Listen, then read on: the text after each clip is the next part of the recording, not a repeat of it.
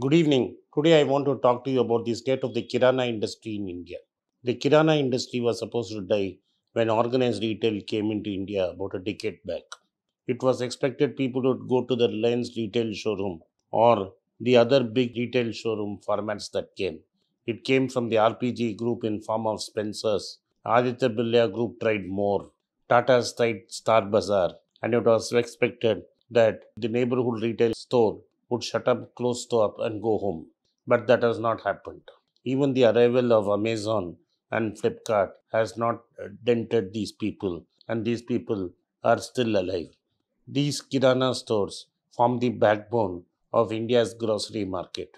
India's grocery market is about $520 billion.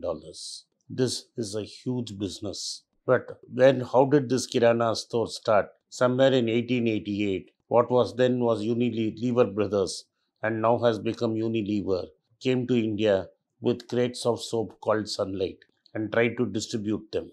In fact, one of Tamil Nadu's biggest industrial groups, the TTK group, started as a distributor of Sunlight soaps. Why did these big manufacturers need distributors? The manufacturers, big companies, had no clue whether these Kirana stores were credit worthy or not credit worthy. So they appointed distributors like TTK, who in turn would distribute it to Kirana stores and collect money from them.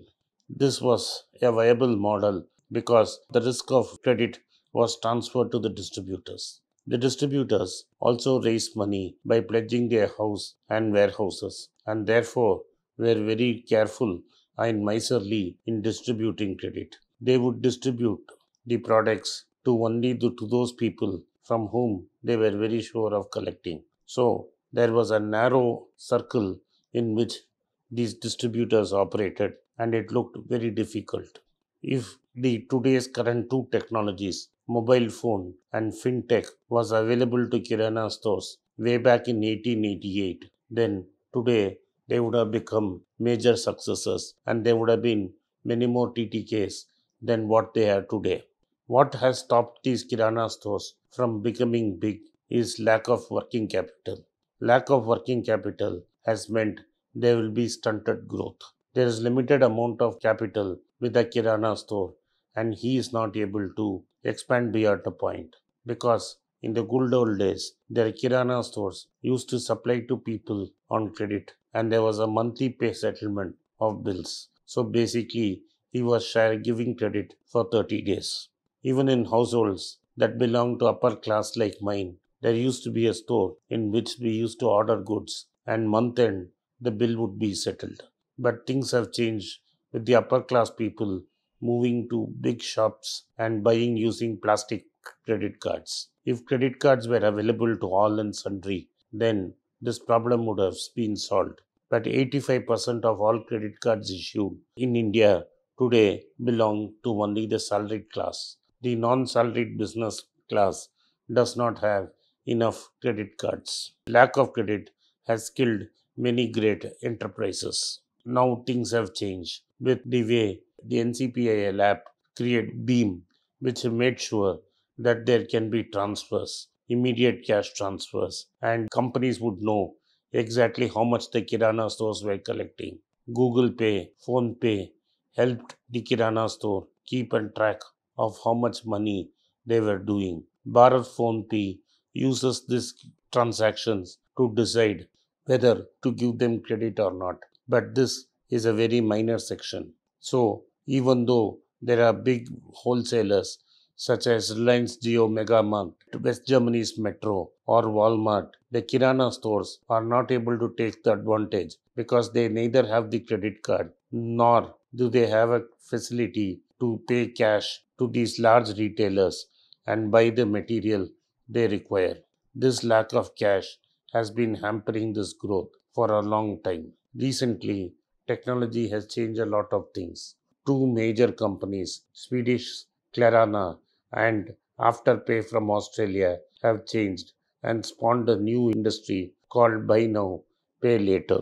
This is basically a credit of 1 month or a credit of two or three installments without the usurious interest charges that come with credit cards of banks. This has revolutionized industry In fact, Jack Dorsey Square has acquired Afterpay at a highly expensive price.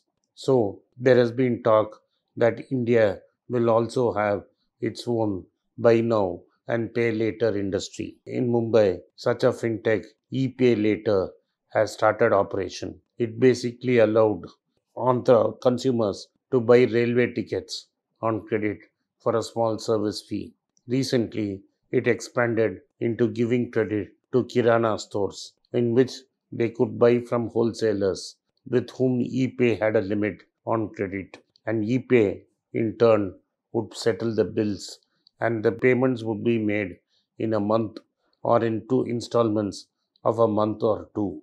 ePay later now has marquee investors putting in lot of money into their company. What ePay later now says is that their turnover is now reached 10 billion rupees. A billion is 100 crores. Basically, they have dispersed more than 1000 crores already in certain markets. They also say their growth rate is now at double digits. So basically, they are growing at a breakneck pace. What this means is that they are growing at a breakneck pace. This means that a new sector which has been found for fintechs to grow. Banks were traditionally reluctant to lend to this small and unorganized sector. The BNPL industry is exploiting this gap and funding this sector.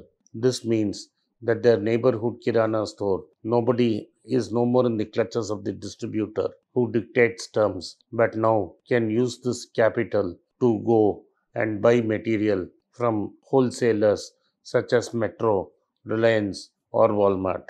This was a revolution waiting to happen.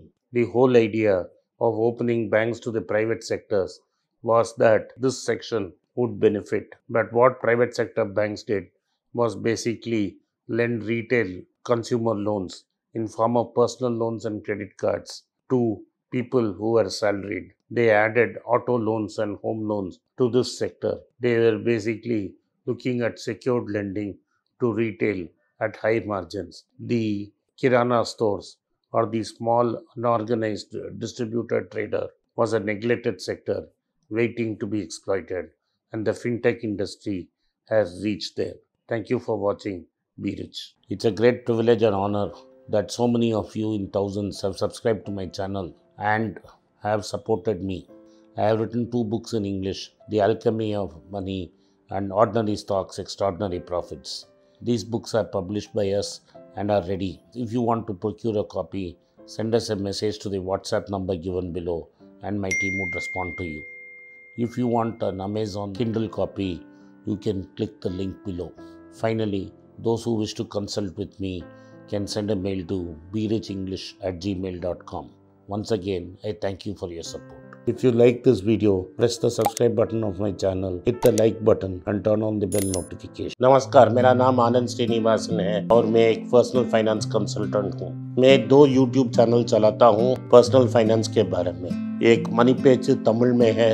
मेरे बहुत से दोस्त बोले कि मैं हिंदी में एक channel शुरू करूं, तो मैंने एक पैसा बोलता है नाम का एक हिंदी चैनल शुरू किया है। मैं पर्सनल निवेश के बारे में ही बात करूंगा। आप उसको सब्सक्राइब करें, अपने दोस्तों को शेयर करें। अगर आप हिंदी नहीं जानते हैं तो पैसा करें। जो आपके दोस्त हिंदी जानते हैं उनको सब्सक्राइब करने के लिए आग्रह करें। धन्यवाद। नमस्कार।